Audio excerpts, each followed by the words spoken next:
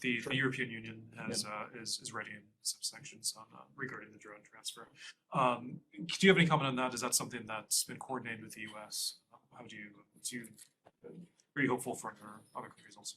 So we have been coordinating closely with the EU, but I'm not going to get into the details of those diplomatic discussions. But we have been warning about these transfers since July, and we would welcome the EU sanctioning Iran for supplying weapons to Russia, and we are aware of reports that the EU is considering these actions. And also, I would again note and reiterate that the United States itself continues to have tools at its disposal that are practical, that are aggressive, that are useful in holding Iran accountable. And you have seen us take those actions as it relates to Iranian malign activity. The same topic. Simon. Taiwan.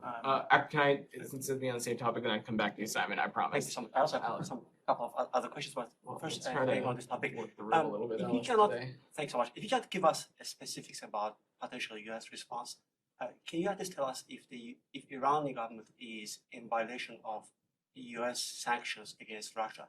I know the administration updated its policy on Friday, OFAC 1092, called Russia harmful foreign activity sanctions. Is Iran in violation of those sanctions? And what would Iran? What will you do if you? What's your next step if you? Sorry, I didn't hear the middle. Which sanctions specifically are you saying they are? Called Russian harmful foreign activity sanctions. The Treasury updated last Friday.